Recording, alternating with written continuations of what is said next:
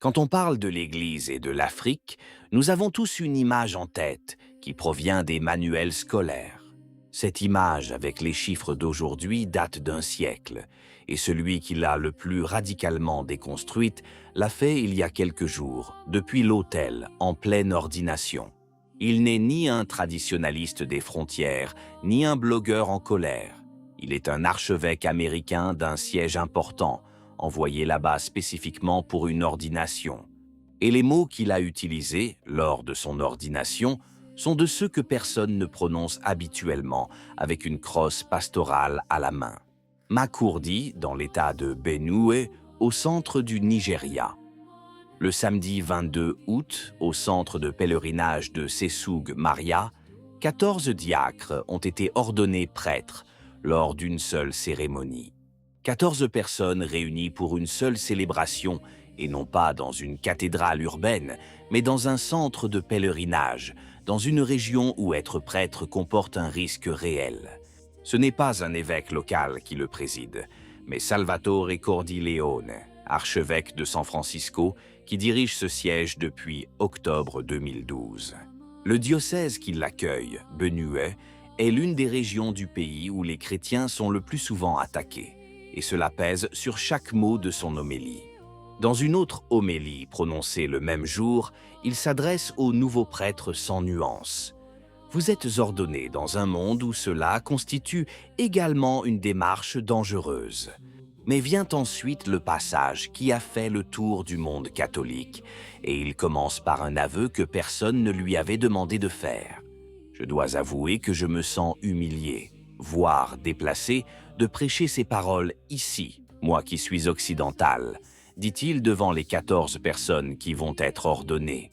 La phrase suivante est celle qui bouleverse tout l'ordre établi et il la prononce tout en donnant l'ordre. Nos rôles doivent être inversés. Il explique aussitôt pourquoi, et ce sans métaphore, parce que c'est vous qui donnez votre vie pour notre Seigneur. Et il ajoute la phrase qui pèse le plus lourd, « Trop de vos frères et sœurs le font littéralement avec leur sang ». À ce stade, il inverse le sens du besoin, qui, dans le schéma classique, va toujours du nord au sud. L'ironie est que nous, en Occident, avons besoin de ce témoignage. Il décrit ensuite ce qui se passe de l'autre côté du monde et utilise le même mot que pour le Nigeria, mais avec un adjectif différent. L'Occident est submergé non pas par une persécution sanglante et armée, mais par une persécution intérieure, faite d'isolement, de dépression, de solitude et d'anxiété. Les données qu'il cite à l'appui de son propos font partie de celles qui peuvent être vérifiées en 30 secondes. Aux États-Unis, le suicide est la deuxième cause de décès chez les jeunes. Selon lui, la racine du problème réside dans une culture de l'individualisme qui est l'exact opposé de la communion, laquelle est au contraire le but pour lequel Dieu nous a créés. C'est l'amour qui rend la communion possible, et c'est pourquoi Dieu nous a créés, dit-il avant d'aborder la question de la famille. Nous ne comprenons plus ces vérités fondamentales en Occident, souligne-t-il, pas même ce que signifie être une famille née de l'amour mutuel que se portent mari et femme. De là, il décrit la société dont il est issu avec deux adjectifs qui, prononcés par un archevêque de San Francisco, ont une double signification, sans vie et sans couleur. Même l'amitié, ajoute-t-il, cette capacité fondamentale d'être avec quelqu'un sans rien en retirer, s'est repliée sur elle-même au point de devenir une autre forme d'égoïsme. Vient ensuite le passage le plus explosif politiquement de toute l'homélie, celui qu'aucune agence n'a inclus dans son titre, et il concerne l'exportation de tout cela. « C'est déjà assez grave pour nous, dit-il. Mais ce qui est encore plus grave, ce sont les puissantes forces occidentales qui imposent tout cela au reste du monde, et en particulier ici en Afrique. » Il ne laisse pas sa phrase en suspens et la fait suivre d'un remerciement, ce à quoi on s'attend le moins dans une homélie d'ordination. « Merci d'avoir résisté. » Il s'adresse également à ceux à qui il parle, et il ne s'agit pas seulement de prêtres. Je sais que la pression est forte, surtout pour les dirigeants nationaux de ce continent. Quant à savoir pourquoi l'Occident ne le remarque pas, il a une explication qui n'épargne pas son propre peuple. Le confort et les commodités matérielles au sein de cette culture de l'égoïsme ont affaibli notre endurance spirituelle. Mais, poursuit-il, ceux qui regardent sont touchés par ce qu'ils voient.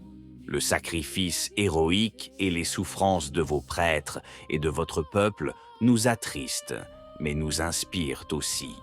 Et la synthèse de ce contraste tient en une seule phrase. Vous souffrez jusqu'à verser votre sang, et vous restez joyeux dans votre foi chrétienne. L'engagement qu'il prend finalement est mutuel, et la formule qu'il utilise met les deux églises sur un pied d'égalité. Nous sommes avec vous, et nous vous soutenons, et vous nous soutenez. Il dit aussi ce dont l'Occident a besoin, et ce n'est ni d'argent ni de personnel. C'est la voix de l'Afrique et son témoignage, en particulier le témoignage du Nigeria. Il conclut par 2 prières qui, après tout le reste, semblent moins rituelles que d'habitude.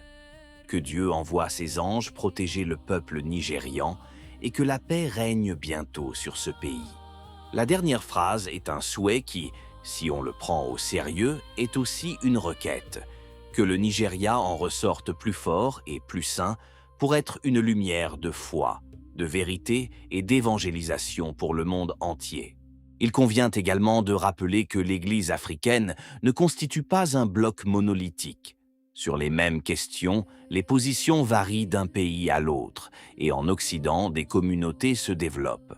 Ce sont là des objections sérieuses, et chacun peut les apprécier par lui-même.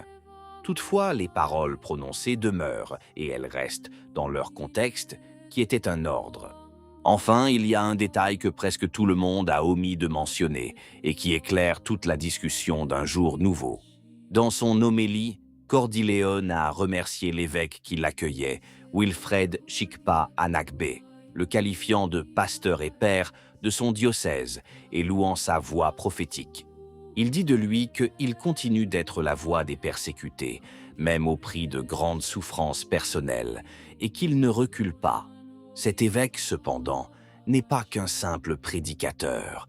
C'est celui-là même qui a comparu devant une commission du Congrès américain pour réclamer une intervention militaire afin de protéger les chrétiens de son pays. Ainsi, lorsque l'archevêque américain déclare que nos rôles devraient être inversés, il remercie un homme qui s'est déjà rendu à Washington pour demander de l'aide à l'Occident. Si vous appréciez notre travail et souhaitez nous soutenir, vous pouvez devenir membre de la chaîne ou nous laisser un super merci. Votre soutien nous aide réellement à poursuivre notre travail. Merci du fond du cœur. Qu'en pensez-vous? Si la vidéo vous a plu, laissez un commentaire. Amen.